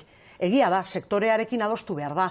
Baina egia da, Joseba, sektoreari galdetzen zaionean Euskal Herrian denak daudela lontzeren kontra. Beraz, garbi daukagu Euskal Herrian zer pentsatzen deun. Baina galdetzen badiozu sektoreari esango dizute Jaurlaritzak bultzatu duen ez berri dala lontze hasierako karatula aldatuta. Gauza bera dala. Orduan uste dut hemen begiratu behar degula benetan erantzuna nola ematen zaion lontzeri Madrilen. Ze gaur-gaurko erantzuna ematen aria guraso batzuk eta ikasle batzuk, baita irakasle batzuk ere, nolabait ere planto egiten ari zaizkionak eskoletan. Eta uste dut nolabait ere politika horretarako ere badela. Gehiengoek gauza bat pentsatzen dutenean, gehiengo horri bide emateko. Eta garbi daukat, hemen sistema propioa behar dugu, eta sistema propio horretarako oraindik ez dauzkagun hezkuntza alorreko eskuduntzak behar ditugu, guztiak behar ditugu, hori erabakiko. Joseba, Eneko eta Laura. Bai, nik lehendabizi orokorrean hartuta. Violentzia matxistaren eta antzeko guztien atzean azken batean dagoena da desberdintasuna. Hau da, desigualdadea esaten dena. Eta desigualdadea injustizia bada. Eta injustizia bada azken batean gizakiaren duintasunaren kontra doan zerbait dalako. Eta orduan desberdintasun hitzatzei gehi gustatzen bai. Desigualdade hori atzekaldean duen guzti horrek azkenean du pobrezia, du injustizia eta antzekoa. Beraz, gizakiaren duintasun ardatzautzen badin badugu, horren inguruan sortu behar da guztia. Eta horren inguruan sortu behar dira bai legeak eta antzekoak, eta gizarte zerbitzuak azken batean izan behar dira erantzun bat gutxienez injustizio hori konpontzen den bitartean balio dezaketenak. Lontzeren kasuan, eta Laurari erantzunaz, begira, bat hasteko ematen dituen konponbideak Euskal Herrian aspalditik superatuak ditugu. Kompetentzietan oinarritzen den sistema badaukagu Euskadin eta hor orain dela ez dakit zenbat denbora planteatzen zena zen. Lanbide heziketa ematen duzu, bera, Euskadin nik uste du lanbide heziketan garela puntakoak. Eta aspalditik erakutsia gainea, eta ez du inolako konponbide berririk ematen lege honek. Eta gainera esaten dut berriro ere, sektore guztia izan du kontra, alderdi politiko guztiak izan ditu kontra. Zer gehiago behar zuen Bert jaunak, bera joan da, hor utzi du, mokordo hori, eta hor geratu da guztiontzako. Orain ikusiko du zer egiten dugun bueltan. Eta Marian, sektorea hitza bete hau betez esan duzu, sektorearen zati bat. aipatu duzu, nik kopiatu indizut, sektorea zitzein duzu. Eneko handueza. Bai, bi gauza. Berdintasun eta indarkeri matxistaren aurkako legea dela eta guk pasatago legealdi hontan, legealdi labur hontan sartu genuen diputatu kongresuan lege proposamen bat registrotik sartuta Marianek esan dituen gauza horiek abordatzen dituen lege bat. Gai hau ez da zatika hartu behar den gai bat, baizik eta osoki hartu behar den gai bat. Adibidez, desberdintasunaren aurka soldatetan, kontziliazioa bermatzen duen lege bat, alargunei pentsio duin bat emoteko aukeria edo bermatzen duen lege bat. Gauza horiek, legen bidez eukitzia ondo da, baina ez zatika baizik eta osoko lege batekin. Gu sartu genuen, espero dugu hemendik aurrera eta sortzen den kongresuan, domekatik aurrera, proposamen hori berri ere sartuko ditugu, bertan bera gelditu direlako, eta ea gaitasuna daukagun halako lege bat, ez dut esango lege hori, bakoitzak bere gauzak sartuko dituelako, baina halako lege bat eukitzeko aukeria daukagun. Eta lomceren kasua berri hori not. Ez da bakarrikan lomce derogatzia, baizik eta ez dakit eredu bat, beste bat eukitza, adostasuna euki dezala, baina adostasun hori ez epe motzian mantentzeko, baizik eta epe luzian mantentzeko, eta ez bata edo bestia egon lege hori aldatu dezagun. Lege hori mantendu egin behar da, epe luzian, eta hezkuntza sistema sendo bat euki behar dugu. Batez be, garapen, ikerketa eta gauza horiek sendotzeko eta lehiakortasuna gaztien artean eta ez hain gaztiak direnen artean ere lortzeko. Eskotan hezkuntzataz berbaitzen dugu eta bakarrikan gaztietaz gogoratzen geha, baina hezkuntza bizi osoan bermatu dezakegu, baita be, adin geixo dagaten jendia. Laura eta Joseba. Hemen aipatzen da lege bat bertan bera geratu behar dela, baina ez dut proposamena edo alternatiba zein den ikusten. Eta gero, Josebak aipatu du hemen gastatzen dela asko hezkuntzan sisteman. Hori errealitate bat izan diteike, baina emaitzak nolakoak dira. Zeren gastatzen dena kontuta hartuz, ez daukagu behar genituen edo egon behar ginen lekuan. Hori argi eta garbi dago eta hori hainbat sostenetan agertzen da, azkenengo informe pisan agertu zen bezalaze. Noski, legeak alda daitezke, baina proposamenak zehazten eta proposamenak adieraziz, baina legeak indarrean dauden bitartean bete behar dira. Eta hori da marko juridikoa errespetatzea, eta hori da zuzenbide estatuaren errespetatzea, eta hori da dauzkagun arauak errespetatzea. Eta gero, erantzungo nioke Mariari, emakumei aukerak eman behar dizkiegu. Eta momentu honetan, naiz eta bide bat ireki, errekuperazio ekonomikoa bidean egon, oraindik, zoritzarrez emakume asko langabezian daude. Eta aukerak eman behar dizkiogu emakume hori. Eta horretarako Alderdi Popularrak neurri zehatzak bideratuko ditu gobernuan egotepa da. Eta emakumei aukerak eman behar diegu konziliazioko aukerak izateko, baina benetazko aukerak izateko. Eskubideak behar dituzte. Bai, baina eskubideak eta aukerak. Zen azkenean ematen du berdintasuna eren alde gaudela, baina gero berdintasuna praktikoa ailegatzen denen momentuan berdintasun hori ez dugu ikusten. Ni bakarrik eta zan apunte gisa. funtziotan dagoen gobernu honek hezkuntzan egin duen aportazioa momentu honetan izan da Euskal Bekak errekurritzea adibidez. Eta hori izan da bere aportazioa Euskal Hezkuntzarako. Beraz, iruditzen zait, argi eta garbi geratzen dela zein den beraien ikuspegia, zein den bere ikuspuntua, bai Euskal Eskuduntzei dagokienez, eta baita ere hezkuntzari buruz dagokienez. Bueno, nik uste dut Eusko Alderdi Jeltzaleak eta gobernuan dagoenez argi jakin beharreko luke zeintzuk diren bere eskumenak. Zeren azkenean bakoitzak badaki zeintzuk diren eskumenak eta zein izan behar den, mugitu behar den esparruan. Laura, nik bidatu, milioi erdi pobrezian daudenetik 65 emakumeak direnean, edo lan partzialen erditik desente gora emakumeek dutenean, ezin esango duzu Alderdi Popularraren politikak aukerak ireki dizkienik emakumei kontrakoa. Datuak begiratzen badituzu. Aukera gehiago daukate emakumeak. Emakumeen errealitateari 2011 baino. Hori errealitate bat dago. Oraindik asko dago egiteko. Barkatu baino ez. Hain justu ere, pentsioen erreformak, lan erreformak, hartu diren lege guztiek emakumeak kaltetu dute. Europara begiratuz egin dira guztiak. Europara begiratuko bagenu gehiago seguruenera hobeto jango litzeguke. Azkenean, Frantziako datuak ez, ni Espainiako datuekin ari naiz. Espainia bultzatutako lan erreforma berbera bultzatu egin du. Azkenean bide bat. Eta horregatik daukan erantzuna kalean. Badakitelako Espainian jarri den lan erreforma ze ondorio izan ditu, eta ez dituzte beraientzako nahi ondorio horiek. Aukerak ez. Baina hartu duen bidea, hemen hartutako bidea izan da. Bai, klaro. Azken minutu bana izango duzu orain zuen ikusentzulei begirari naiz eta beraien opzio politikoaren alde botoa eskatzeko, eta Laura Garrido, zer horri hasita. Bueno, hauteskunde hauetan asko dago jokuan, gure etorkizuna hain zuzen ere, eta Alderdi Popularrak eskaintzen duena da errealismoa, moderazioa eta benetazko proiektu bat. Moderazioaren eta zentralitatearen alde daudenak Alderdi Popularra daukate aukera bakarra. Ezin dugu botoa sakabanatu, bestela ez dugu ezer egingo. Eta hauteskunde hauetan esan dezakegu bi aukera bakarrik daudela. Populismoarena, radikalismoarena, atzera jotzen duena, eta bestalde aurrera joaten denea, segurtasuna,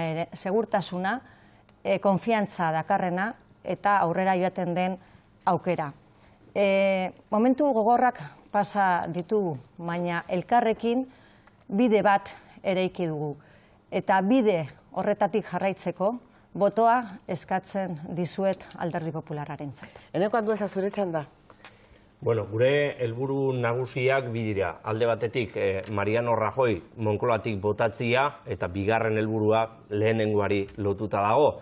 Galdu ditugun eskubide sozial guztiak berreskuratzeko, ezta? Orduan, bermatzen duen aldaketa hori, bermatzen duen alderdi bakarra Alderdi Sozialista da. Batzuek aitzakiak ipini dituzte Mariano Rajoyrekin bozkatzeko. Guk eskaintzen dioguna Euskadiko eta Espainiako gizarteari aldaketa bat da. Guztien adostasunak eta behar diren arazoei soluzioak aurkitzeko. Beraz, guk gera aldaketa hori bermatzen deun alderdi bakarra. Beraz, bozkatu Alderdi Sozialista, guk horren alde egingo dugulako eta guk izango garelako Mariano Rajoy Moncloatik botako diogun alderdi bakarra. Eneko Anduezaren ostean, Marian Beitialarrangoiaren txanda da, nahi duzunean. Batzuk diote hauteskunde hauetan herri bat aukeratzen dela, gu garbi daukagu, aukera egina daukagu Euskal Herria da, eta gure aukera egiten duteneik babesa ematea esketzen diegu. Eta zalantzan egongo direnei galdera bat egin diezaiotela bere buruari. Ea nahi duten ahots propioarekin Euskal Herriko realitatea gertutik ezagututa, neurtuta, partekatuta eta soluzioak bilatuta Madrilera joan nahi duen ahots bat, edo Madrilen hartzen dien erabakien mezulari hutsa den ahots bat nahi duten. Eta erantzuna eman diezaiotela galdera horri sentitzen dutenarekin, direnarekin. Horregatik hain justu ere, Euskal Herritarren interesak gauza guztien aurretik jarri nahi ditugulako, ahots propioarekin Madrilera joan nahi dugulako, diogu guk Euskal Herria Bilduren botoak doblea balio duela. Sortzen baldin bada benetako aldaketa baterako aukerarik txikiena Euskal Herria Bildu busti egingo delako batetik, eta hori iristi bitartean Euskal Herritarren interesak defendituko dituelako. Euskal Herritarren interesak, lehentasunak, beharrak, premiak, guzti horiek izango direlako gure egitekoaren ardatza Madrilen egin beharreko lanean. Joseba Agirretxea, zure txanda? Azken 6 hilabetetan izan dugun irudi tamalgarriaren ondoren eta hortara eraman gaituztenak ikusita, egia esan guk herritarrei eskaintzen dieguna da, azken batean ez dugula inongo tramparik, gu betikoa gara. Orain arte ere fidagarritasuna eta zintzotasuna erakutsi dugunak.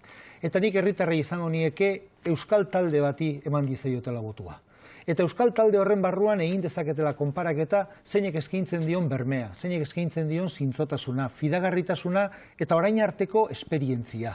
Ez dugu inorre engainatu, gu beti joan gara egiarekin aurrean eta herri honen alde. Herri hau izan da gure ardatz bakarra eta hori da gure bermea, hori da gure hitza, Eusko Alderdi Jeltzalearena. Eta zalantzari gabe horrek ematen digu indarra, zuen guztion indarra behar dugu igandean Euskadi berde batekin Eusko Alderdi Jeltzaleari botoa emanaz. Miren Gorrotxategi, azkeneko minutua, zuretzako da gaur. Bueno, nik esango nuke hauteskunde hauetan bi aukeren artean erabaki behar dela. Oso momentu historiko bat bizitzen ari gara, momentu konstituziogilea esango nioke, eta bi aukera zabaltzen dira. Bata da, beldurraren arabera, ustelen arabera bozkatu, eta bestea esperantza errealistaren arabera bozkatzea. Eta hortik aurrera jendeak erabakitzen duena ondo erabakita egongo da.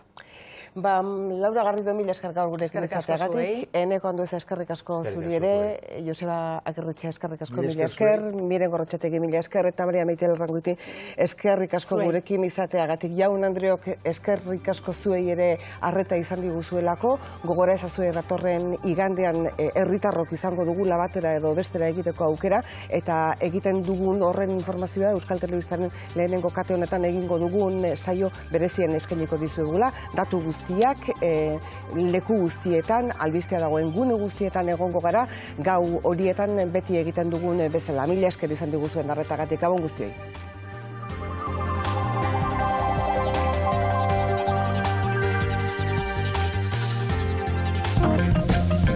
EITB, zure komunikazio taldea.